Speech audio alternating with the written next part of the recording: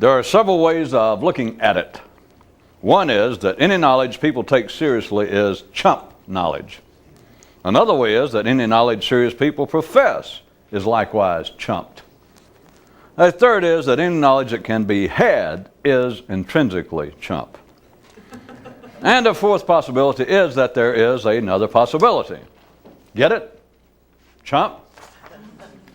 The result of anger is staring.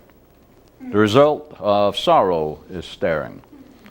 The result of partisan thinking is staring. In fact, the result of almost everything normal, neurally normal, is staring.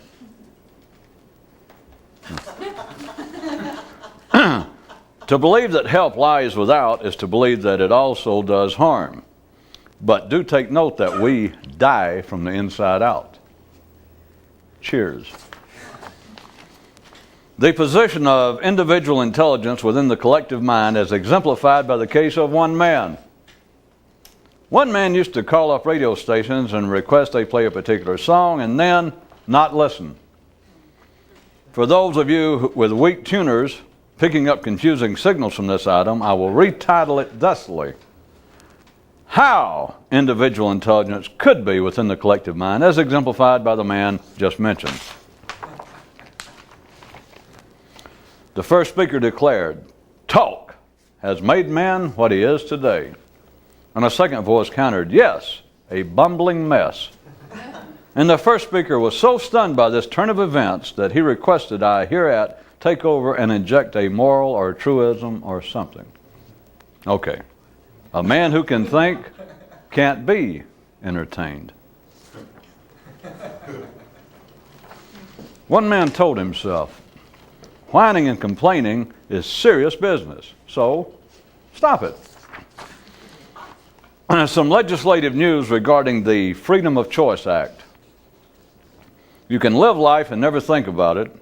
You can live life and never think about it or not. The choice seems to be yours. Okay, for all you candy-ass sensitive sissies, the choice is yours. But now for another item in our continuing series, How the Mind Works. Whenever you're out of town, someone else inhabits your intelligence. An anger update. Only a man who knows what he's doing can afford to be pissed.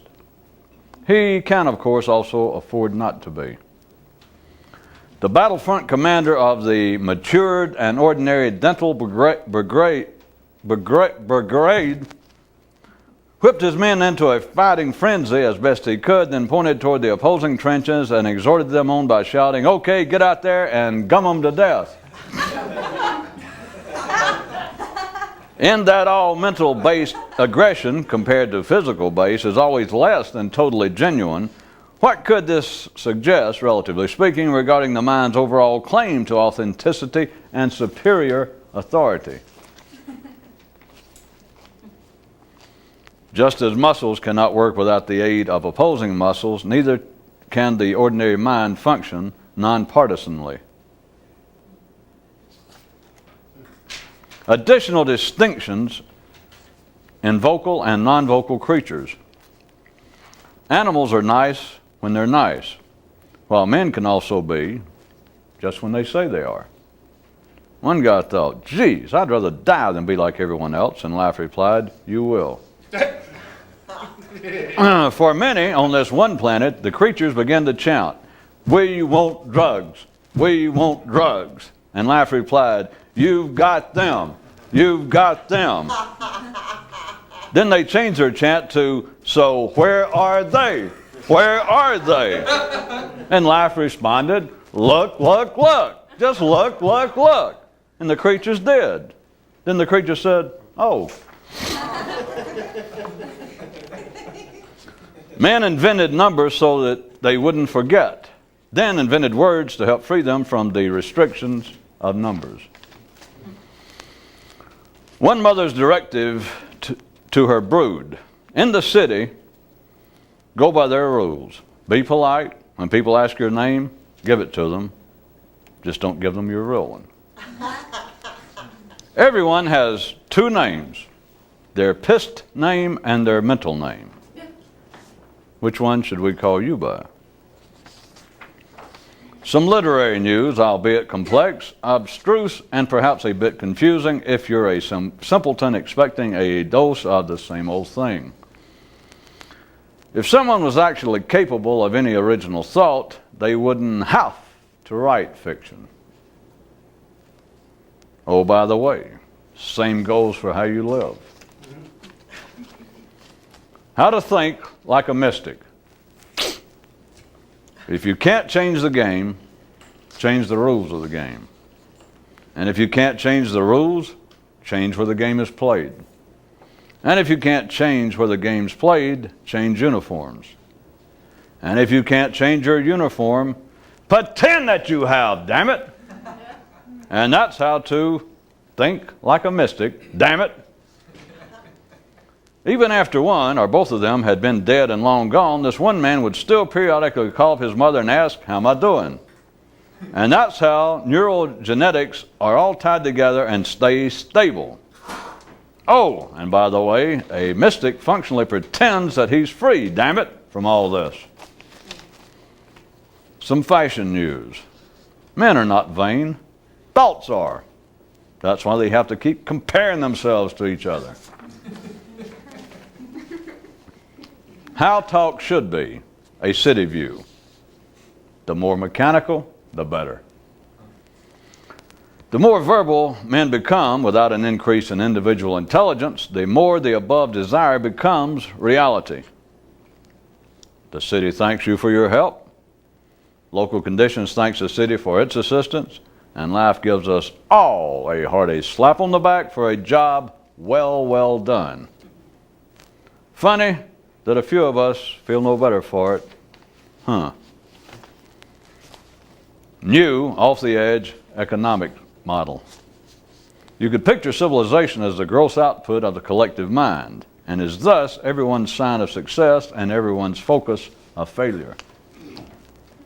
Once a species can speak, then what flows from this ability, intrastructurally, is what it is, and is not operationally subject to any criticism arising from without itself.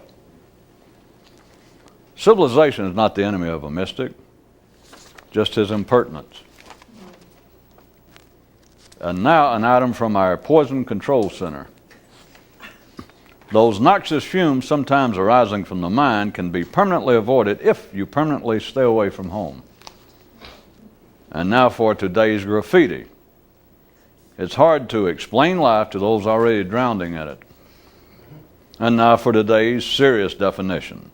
Matured judgment. Liver spots of the mind. Just as poets like to dream, the past, present, and future all exist simultaneously. Just as yesterday is the present's past, so is the present tomorrow's. One man believed that everyone talked to themselves. Then he finally realized just what it was that did, and once he realized just what it was that did it, you dirty. One man believed that everyone talked to themselves. Then he finally realized just what it was that did what he accepted as his own talking to himself. Yes, life is strange, but the question eventually becomes, is it stranger in here or out there? Tonight's selection from our Mysticism Is file. Mysticism is the supreme real disorder in a make-believe orderly world. Has been said that if men knew generals, they would hate war, and if they met God, they'd despise religion. So, what do you suppose would happen if you ever ran face to face into... forget it. One guy stopped and said to himself, "I've got to quit thinking about just the same things over and over again." And his mind replied, "It's your interest in weird ideas that causes it." And the man reflected for a moment, then said, "But that sort of interest should cause just the opposite result." And his mind shrugged, "Hey, don't ask me, I'm just your mind." And greatly relieved, the man went, "Phew, yeah, you're right." Today's adage update. Yes, everyone does have their own individual taste and preferences. The only problem is they're the ones lie forced down your throat. Okay, truth update. It's not all that bad. Dig. It didn't strangle you. Yet. The only way the ordinary can survive is by believing it is a struggle to survive. Hey, is that supposed to be yet another one of them backhanded attempts to try and hint how a real thinker might be distinctive from everyone else? And now the weather. Continuing. Those periodic bouts of routine consciousness, which we all seem doomed to suffer, one man began to think of as bad hair days for the mind. Civil man and his many civil activities. The obvious never goes away, which is why it makes such good conversational fodder.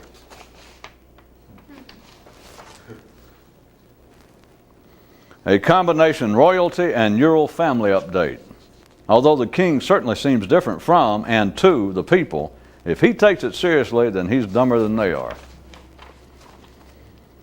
As he licked the icing from everyone's cake, one little kid sang to himself, "You can hide in the woods, sneak through the pastures, fool the sons of bitches, make asses of the bastards.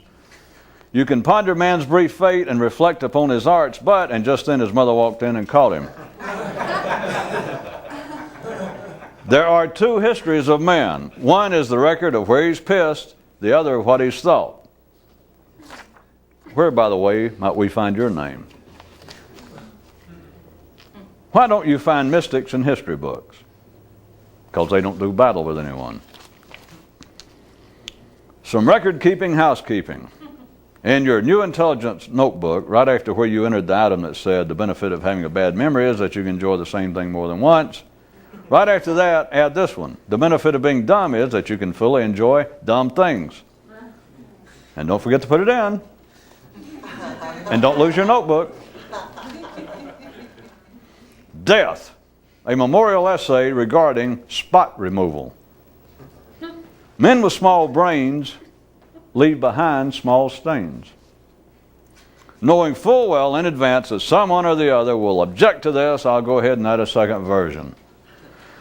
Men with small brains leave small stains, but so does everyone else. Amidst the crowd, a man stood and began to speak. Without a doubt, it is the scarcity of a thing that always determines its value. And from the mob arose a voice in response. Are you sure you've thought this through? Did you fully consider several items I can easily think of? The collective mind and allegorical patriotism. The benefit of being an intellectual trader is that your native land disowning you is always a too late act. Or as one guy said, I wouldn't want to think anything that everybody else would let me think. Viewer's note, if you absolutely can make no sense of the above, despair not, for you probably have all the makings of a good governmental employee. On one world, the creature's creation myth tells that after their God made the first great banquet table and sat down to eat himself, he accidentally spilled some beans from his fork, and when they hit the floor, they became the creatures now relaying this myth.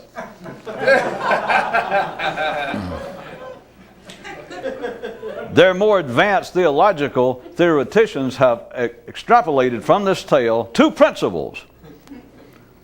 One, that there is no escape from cosmic justice, and two, there's two principles. There is no escape from cosmic justice or from flatulence within a confined space.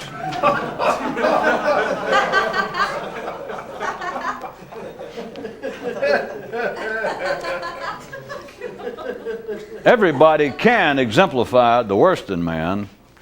It's just that some do it more than others.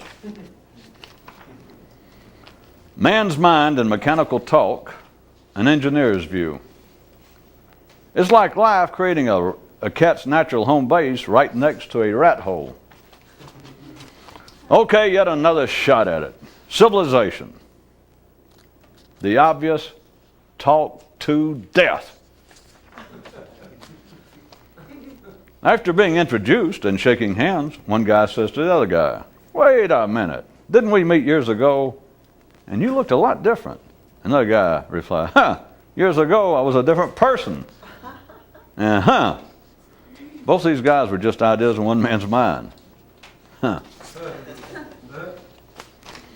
Unique among creatures, man was intended to take his existence seriously. But then a few realized the situation for what it was and didn't. They became known as mystics. But soon the mystics realized that other men found their view discomforting, so they began to pretend that they were even more serious than everyone else. And as you see, it's all worked out pretty well. One man finally said to himself, "Okay, if I am going to talk to myself, at least be literate, use proper grammar, and for God's sakes, be interesting." His mom always did say he was weird.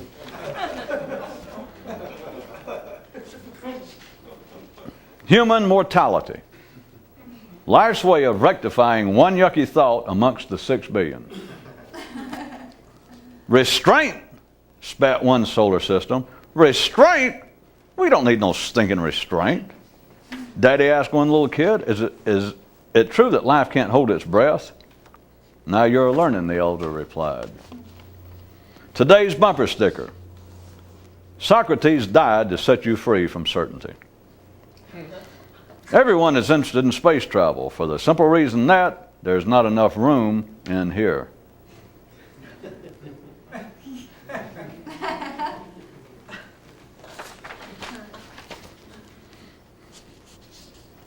Originality in art and the totality of the human construct. A definition. The mind. A little cut and paste job, courtesy of hormones.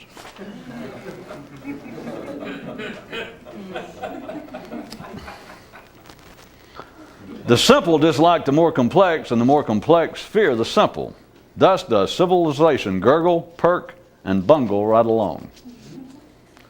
As a point of personal honor, at least once a day this one man would use a word whose meaning he knew not. In one sense, mysticism is simply thinking whatever everybody else. In one sense, mysticism is simply thinking whatever else nobody else is thinking.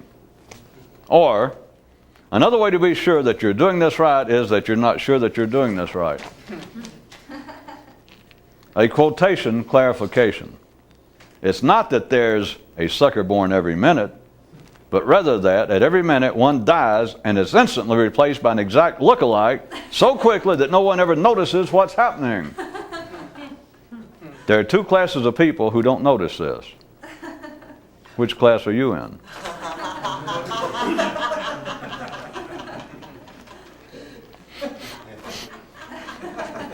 One man snarled, "Being alive makes me sick." And life replied, "Ah, quit your bitching. That's why I gave you religion, drugs, and suicide." Daddy asked a young kid, "Why do you never hear of imbeciles committing suicide?" And his father had the cleverness not to answer. If you can't count, you don't care whether God died on a Monday or a Friday, or whether hurricane season begins in March or September. "Daddy, why do you never hear of morons confessing their sins to meteorologists?"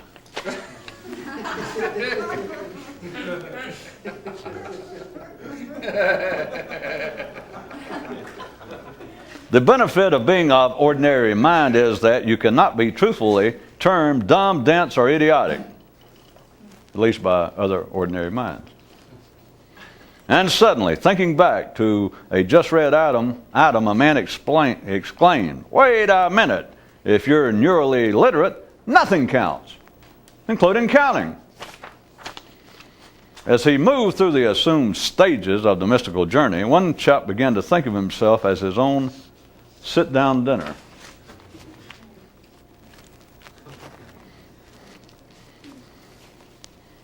That's one thing that nobody asks. They don't really teach in mysticism school is how to put in little dramatic and theatrical touches to go along with the important transcendental information. They teach you how to take care of hecklers, however.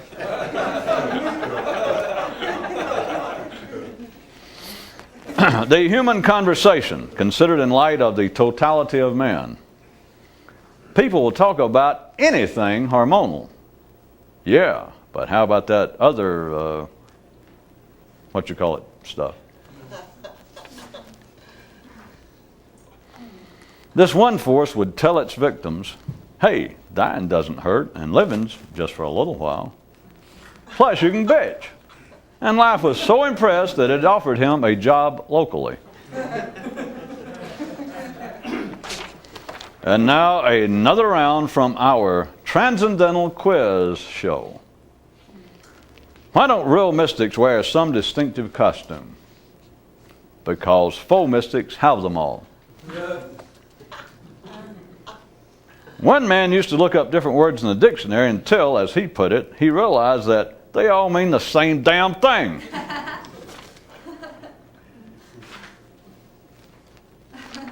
New physics, real new.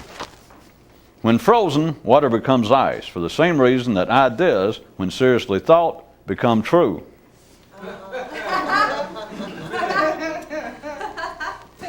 There are two ways man can think, the rigid way and the loose way. And the rigid one is far too rigid, and the loose one is much too loose. So, there you are. So, that's it. So, what are you going to do? Daddy, I want to go far, far away from here. I know you do, son. I know you do. Only two types ever shut up willfully, the fearful and the more conscious. One day, the head of a mystical school called all the mystics together and said, if you don't find yourself fascinating, no one else will. And they all called back to him, what the hell does that mean? Oh, did I mention that this was today's joke or fairy tale or something? A kid told his old man, I've been thinking, anything you do in life that doesn't feed people or save their life is just chump work. And the old man replied, come here. It's time we change places. Once you understand the real purpose of words, you can begin to play with them and enjoy them on a different level. Once you understand the true purpose of the mind, well, I guess you can figure out by yourself where to go from there. Why the more conscious are not better known than they are, a historical perspective. If you don't care what others think of you, they won't think of you. A new addition for your medical dictionary, self-pity, mental bedwetting. A non-civil overview of life as normally lived. Everyone knows what's best for you, but you. That's why there is everybody else. One word, not in a mystic's dictionary. Stop.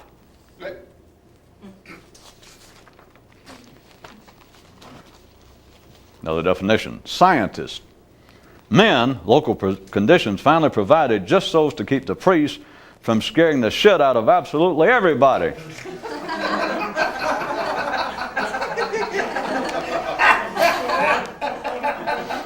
All right.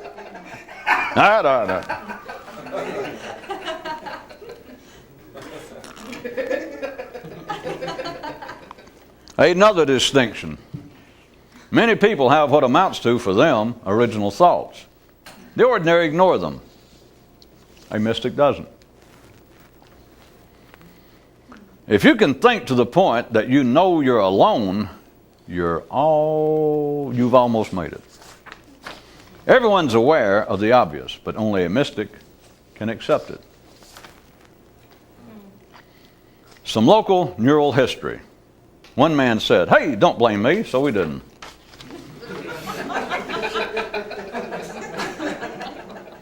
One man got so deeply into mysticism that he could no longer spell it correctly. From last time, if you recall, and I was mentioning both literally and allegorically, and what appeared to be publicly and then individually, the difficulty of selling this sort of thing, mysticism, of selling it, presenting it to the public on the basis or because of the fact, the inability to engage in brand comparisons.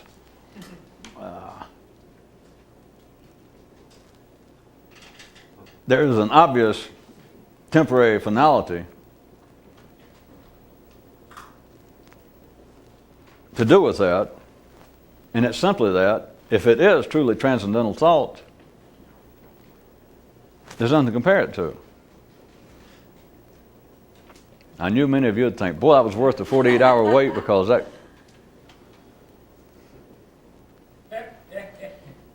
See, the inability to engage in brand comparisons, yeah. But your mind, if it thought about it at all, thought there was some other reason.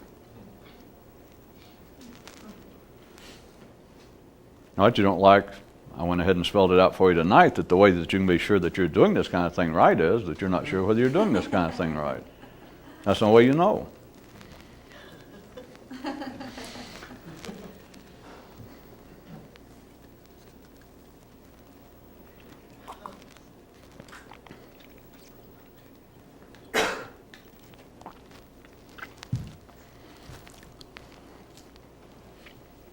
Beyond the obvious, beyond the basic reality of hormones, the physical life of man being necessary for just survival, carrying further that is still the fount, will always be the fount from which neurons, the mind, draws its energy. Consider, we're still talking about, if you're keeping track, of the difficulty of transcendental ideas, meta-gnostic thought, anything that's not run-of-the-mill. To be precise, ideas from someone who knows what they're doing. We're not talking about the insane babbles of a priest who had too much communion, or a politician who came to his senses. We're not talking about somebody just deranged and babbling. We're talking about actual, when I say transcendental thought, you know I mean that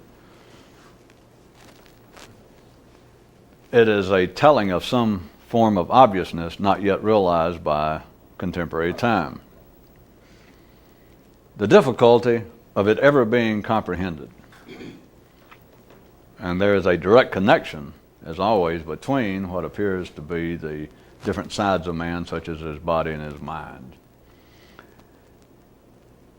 For those of you in art, did point out a new definition of the mind. It is a quick cut and paste job, courtesy of hormones. You have the mind of man having to continually draw upon. Not that it's a mistake, but people do not take it into consideration. It is running off the energy, running off the pool of energy, the fount of energy, that is, comparably speaking, the body, that is the hormonal energy, that neurons are absolutely dependent upon it. There is a way, if you wanted to really get complex, and I know that you would really enjoy that, to get even more abstruse, that nowadays, it's happened before, but nowadays it apparently is a whole new level of understanding that man's on the brink of major psychological, if not neurological, breakthroughs in this time-honored question of exactly what is the mind? Is the mind simply the brain? Is the brain simply the mind?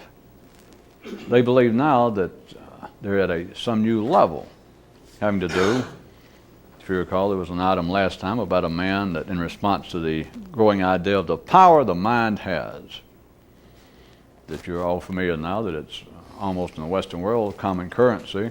In various forms it's already been common currency, passed, gone, brought back in other parts of the world. But the idea of the power of the mind. For instance, that your mind, if you know how to do it correctly, can heal cancer. It can make you feel better. If you're sick, you tell the mind, by God, come on, get to work. And it does sound. It is taken by ordinary minds, intelligent people, forefront of medicine and psychology. is that it's actually avant-garde. It is so avant-garde, it is so cutting edge that it is not even part of psychological dogma. It's not an accepted canon. But it's getting so close that people think, boy, we're onto something. Does any of you remember, have any of you noticed how often I bring up the idea of carousels and merry-go-rounds, spirals? That sounds great. All you got to do is tell your mind, or that however you learn to do it, that now they're even trying to draw upon traditions from the ancient East and from mysticism and meditation, but that your mind has miraculous powers, they believe, getting close with enough stats almost to bring it into mainstream discussions. The power the mind has over the body, that your body's sick and you get your mind to tell the body. Good thoughts, positive thoughts to straighten up. Now, they're never going to notice, but I was just sort of hoping off here to the side that some of you people might notice there is, if I may be so bold, a glaring hole in that idea. I knew it. You'd say, well, what? Well, put it to you rather than me answer what. I mean, that's cheating. How about people who say, no, the mind doesn't have any power over the body? Not like you're saying. Okay. If I may be so bold, there is an equally glaring hole in that idea. The progress of man. All right, I'll give you an on-the-spot definition. The progress of man. First, mistaking the head of a horse on the merry-go-round for its tail, but later mistaking its tail for its head. But then later, mistaking its head for its tail. Yeah, now we're getting somewhere. Yes, we are. That's a great thing about a merry-go-round. For those of you that don't remember, you can get off the horsey, and most of them, I think, used to run clockwise or counterclockwise. You can walk in the other direction. You can stay on the merry-go-round. You can walk past people going this way. You can hold serious discussions with them. You turn the right way, and apparently the horses are headed ass first. But then you can look this way. You told me they'd find that interesting. I was saying, besides the fact, we'll lay it aside then, but beside the fact that reality itself, human reality, even the singular part being the mind is drawing. Absolutely has nowhere else to go, that neurons are drawing from hormones. Now back to the general area that I was mentioning, the difficulty of selling, presenting mystical ideas, transcendental attitude, data to the public being ordinary minds. Consider the scarcity of usable mystical ideas, public mystical ideas, usable, not religion, usable public mystical ideas. Consider not only the scarcity, but now consider it vis-a-vis, do-si-do, withal, comparable, as distinguished from ordinary popular forms. Ordinary things that are popular with life. How about athletics? Why is there not, and I'm not just singling that out, but that surely you see it's not an attack on athletics, but there is a prime public example of man's hormonal life. That if we're going to say that you can look at man as being a physical and an intellectual or a mental being, then in the same token, just for the sake of our discussion, to look at him as being two distinct parts, enough to at least talk about. They're not without their nexus, of course. But then you could say, well, where is the entertainment of the body?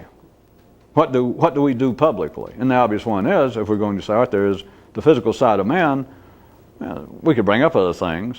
We could draw in men going to watch women strip clubs. And nowadays, of course, in the days of equality, women can go watch men. which I don't think women know it. Men consider that women are actually going to a comedy club. But that's another story. Well, that was the other story. So, at any rate, remember we're talking about publicly now. That is out collectively, because we are a collective animal. We are now civilized. And so to entertain one another, that there you are, if we were just talking about a village down in the rainforest of Brazil, or if we were talking about someone in Manhattan. In either place, when people get through with that which they have to do to survive, working, and they want to be entertained in a tribal setting, a more uncivilized, a simpler setting, they'll get around and someone will tell stories. Or they'll take turns telling each other stories. Or maybe someone will get up and do some sort of dance. But now let's go into the more civilized, complex areas, just mechanically speaking. What's the possibilities of being entertained? That is, to publicly do something that would entertain others, that would hold their attention, pass away some time, at the physical level. Now I threw in the strip clubs. The thing is, if you're talking about the physical level, it's pretty obvious. It has to be something that you can see other people do physically. Athletics is the prime example. There's nothing wrong with it. Look how popular it is. Then you can say, well, where is the intellectual entertainment? How is it that men entertain one another intellectually? You could go back to what I just covered and say, well, people tell each other stories in a cruder setting. In a more complex setting, you could say that men, if you want to, you could say that entertainment, such as comedians, is some form of intellectual entertainment. You could bring in some of the arts, but it's all very low level. It is not, comparably speaking, it does not compete for the interest and the attention of humanity the same way as do sports.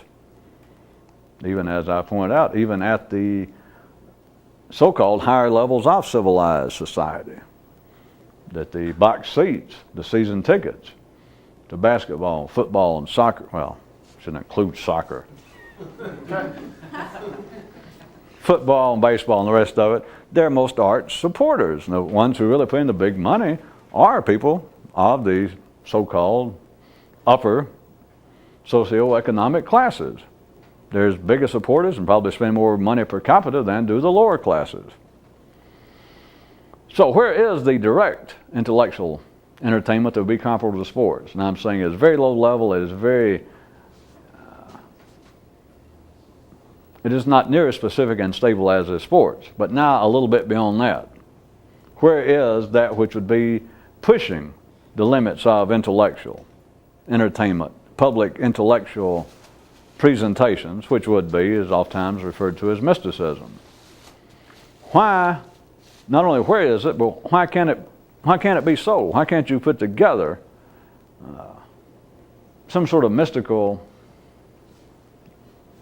band, mystical troupe, mystical orchestra, mystical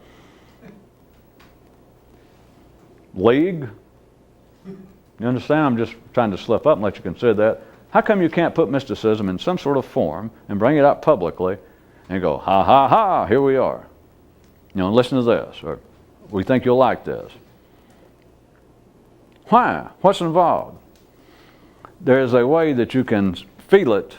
I was going to suggest even see it a little more specifically, perhaps, in yourself, to compare such things as sports, as athletics, which, remember, to use the not totally invalid, ad hoc look at man as being a physical creature and simultaneously an intellectual one.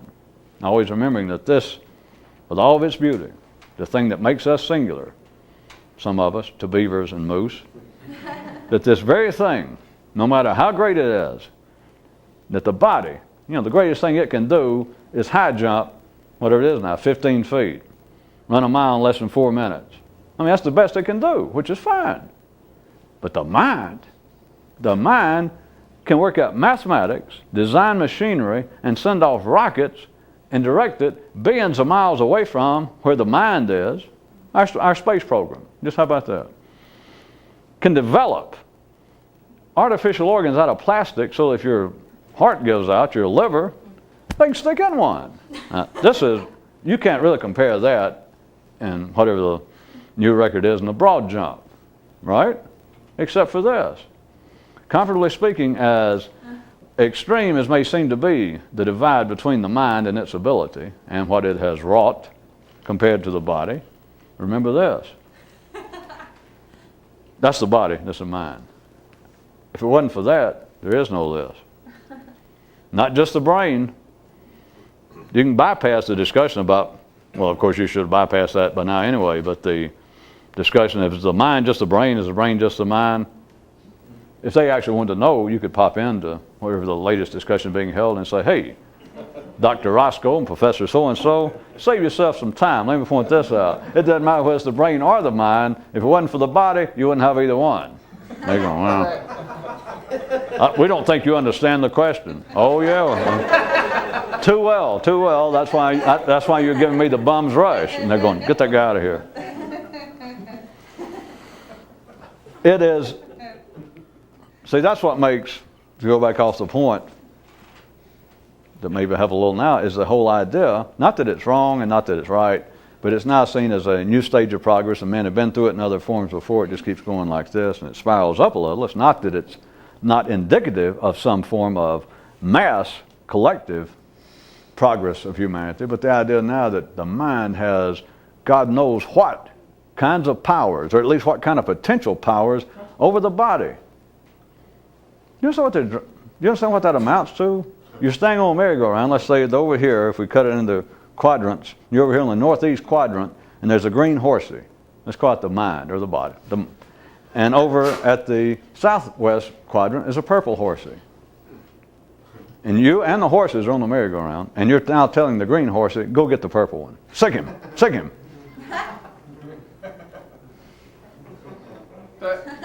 And you can come up with statistics showing that it had some effect. Moved. You go, huh? He saw the green one coming. The power of the mind over the body. And if you tried to pop in and say, well, Professor, I ask you, no offense, I was the guy here before. We thought we threw you out. Wait a minute, but you're saying the power of the mind over the body. Maybe, but has anybody considered this? Has anybody thought it through any further? They go, have we thought it? Where does the mind get its energy? Where does the mind get its actual fuel to have the power to correct the body and to have this power over it? Of course, I can do those kind of little, faux dramatics. They are left absolutely, there's all sorts of possibilities. Life looks after itself. You're not going to trip up life, which is not the purpose of this anyway, but they're either not going to hear it, or they would just simply say, well, you don't understand. Or the easy way is they say, what's your credentials? That's always the easiest way. And you go, well, I got a 5th grade education, by God.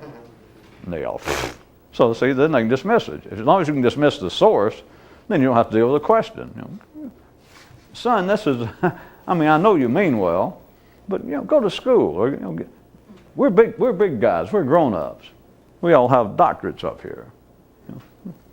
I'm sorry, you just don't understand. You cannot deal with the power of the mind over the body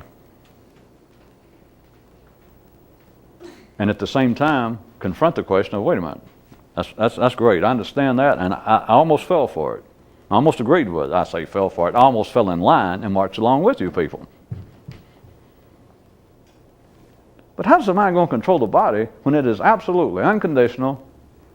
I don't have to do any more to it. Unconditional means what it means. Absolutely unconditional. Now there's overkill enough for anybody. Draws all, did you say all? Absolutely all of its power from one source and one source only. Comfortably speaking, what is called the body. You understand? It's a doctor going into a patient and say, yes, I can heal you.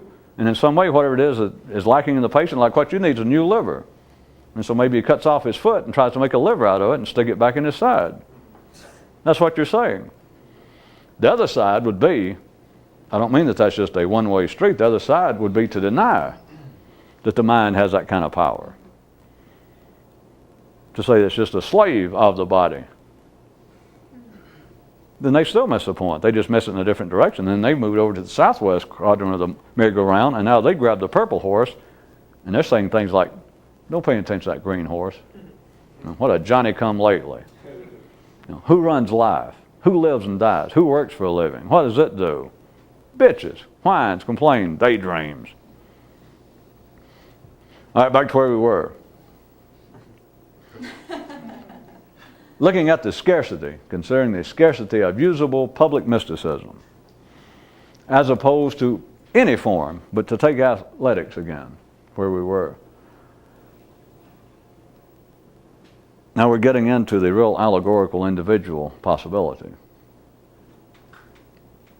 assuming that such intros and segues assist at all.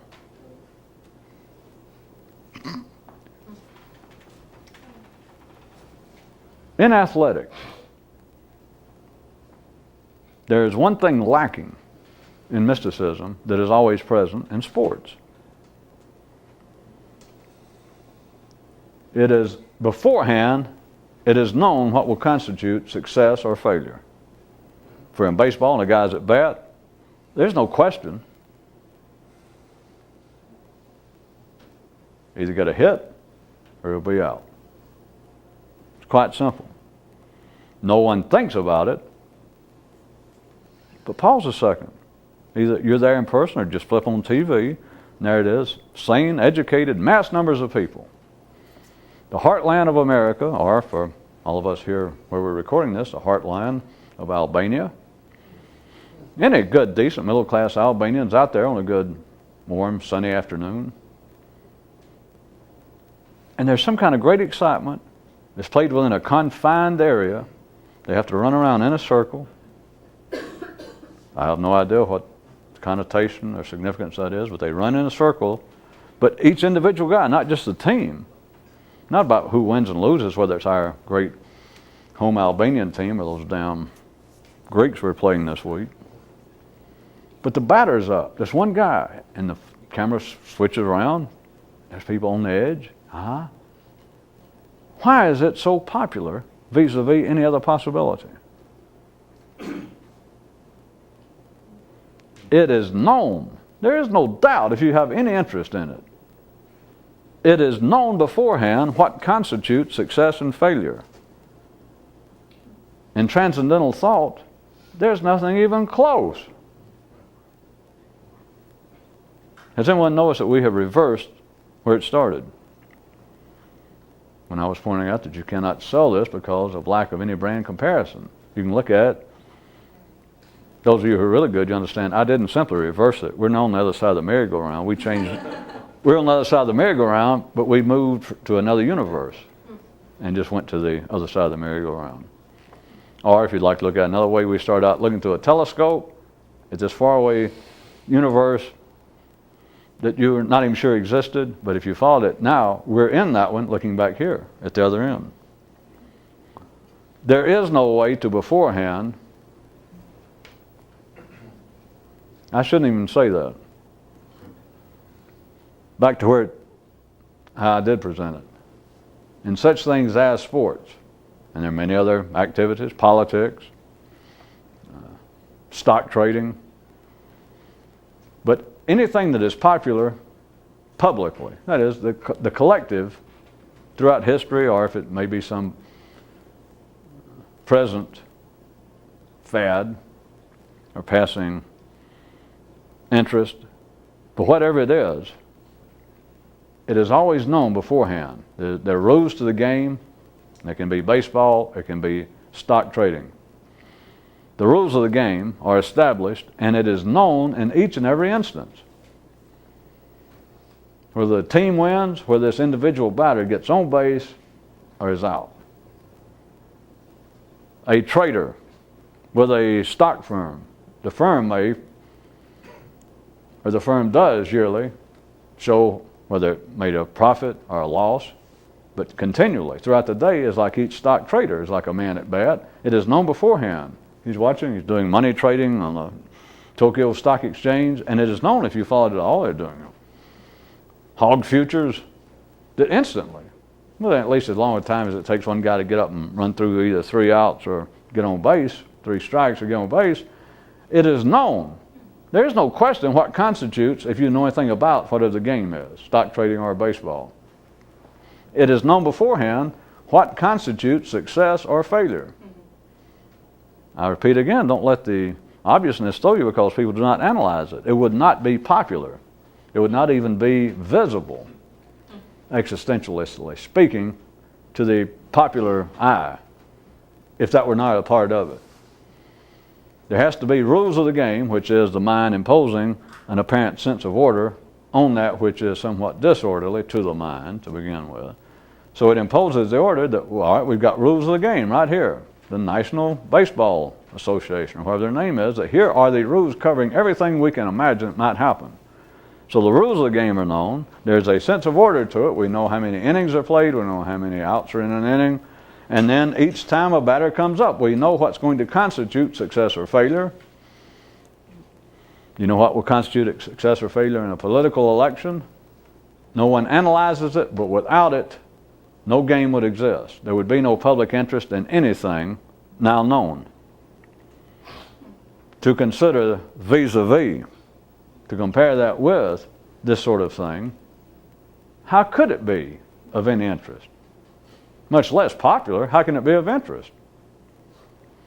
You will note, I think perhaps I'll go into shortly next time, but you will note, if you think back, and if not, I'll go ahead next time and bring it out, some of them, that all of the so-called public forms of mysticism, the imagined mystical aspects of the world's major religions, for instance, they all have specific rituals, traditions, practices, wherein an apparent, beforehand, standard of success or failure can be known, can be described. The mystical experience, satori, blowing one's mind away, being able to focus one's attention, being able to remember the many names of God, or one name of God, or the middle name of God, to remember the universe with each and every breath. Every known public form, and I'm not questioning, I'm just saying what everybody else calls mysticism. The closest you would find when I say that you cannot sell it to the public, an ordinary mind, I can do it myself. I can say, well, wait a minute, how do you account for it? Right down the street from here is a Zen school. Right down the street from here is some, like the Hare Krishnas, or whatever the latest faction of that is. And I can say, well, look at that. They have quite fanatically interested people. And I don't mean fanatical in a pejorative sense now. I mean they have very interested people who would publicly proclaim that what I just said was wrong. They'd say, well, here is something that is publicly popular. We have X number of thousands of followers. All right, but what is called publicly known mysticism, that which is normally assumed to be, notice that each and every one has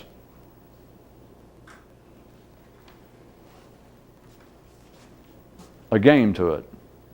They have the rules constituting how a batter gets up and is either gets on base or is out. There is something known beforehand that can apparently be judged beforehand as to whether you will succeed or fail at it.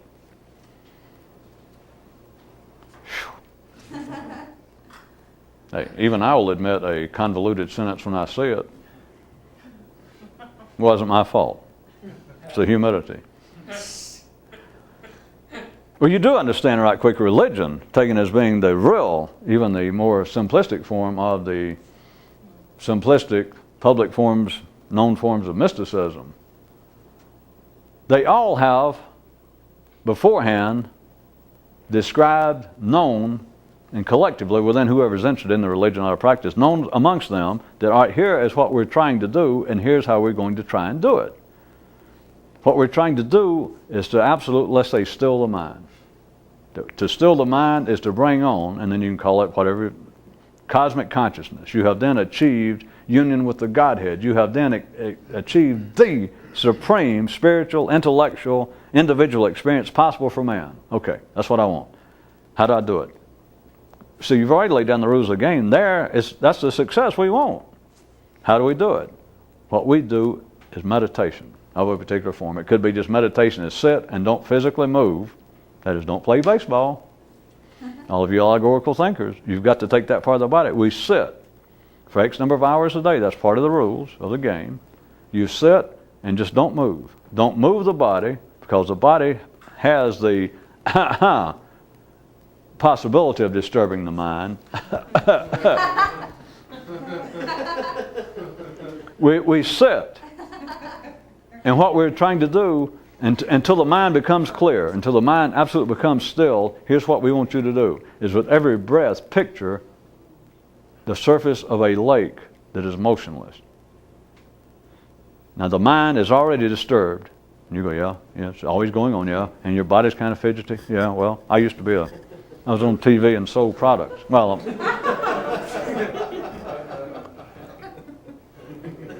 the rebate, however, is ours on these cards. And they say, so here's what we do. You sit for 8 hours a day. Try not to move. Try not to move. We'll have somebody here to help you and to remind you and kick you if you do move. But now sit, and here's what we do until the mind does become still, which will be the time at which you normally will then go, hey, you go, okay. So here's what we do. Since you start off and you want to fidget, the mind's already in an agitated state. Here's what we do. We sit. We get in this position. You get in the lotus position or whatever, and you sit and you do this. All right, every time you inhale, it's already there pictured that the inhale is like wind coming over the surface of this little lake, the lake that is your mind right here, okay, and you picture it going, and then when you exhale, let go, and it smooths, and you say, I got that, and you say, well, try it, and you try it, and they can say, doesn't that feel good? And you say, well, it does. And they say, all right, sit and do it.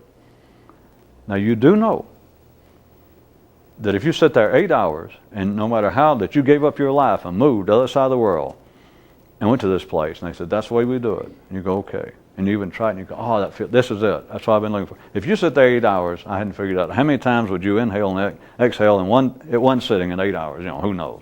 X number of thousands of times. How often would you be able to remember to do that? What, 2%? 1%? 0.5% of the time, the number of times? So it is known beforehand that if at the end of the 8 hours, and get up, and everybody's going to have a little bowl of rice, and somebody comes around to you and says, well, how you doing here? And you go, boy, I like it. And you say, well, how's the practice going? The practice being that you sit in a position, and every time you inhale, you go ahead and let what's already natural. You picture the mind as little ripples at the inhalation, and you go, so you already know that. And they say, well, how you come with the practice? Your answer after that is sort of irrelevant. I don't have to say anything. But what you understand is, you know there is a form known beforehand of how to judge success or failure. That's drugstore. That's armchair. That's baby mysticism. Oh, it can be fun. I certainly wouldn't try to talk anyone out of it if somebody said that that's what they wanted. You got to live a long time. Anyway, it's baby. It's child. It's the minor leagues. But it's all you ever hear of. And if I was going to play the devil's advocate to myself, how dare you talk like that? Then I could say, well, wait a minute, you can say that that's the minor leagues. You can say that that's the childish version. Where is the adult version? You never hear of it. I already told you that. Hey, that's a pretty chicken shit way out. Anybody could say that. Yeah, but I did. Nobody else thought to say it. Anybody follow that or not?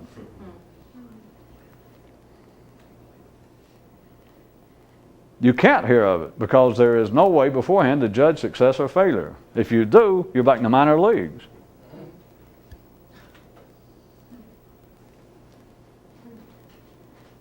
And now, since it's a national holiday here in Albania, I'd like to speak on everyone's behalf to conclude this and say, well, this evening has really cleared up a lot of little sore and uncertain points about this in my mind. I'm sorry, in my mind. Well, thank you. Well, good night. Good night from all your friends here at New Intelligence, and of course reminding you that you don't have any friends here at New Intelligence. Hey, but that's why we were your friend. The sale is only good through, if I didn't make that clear, through the 17th, and all factory rebates stay with the dealer.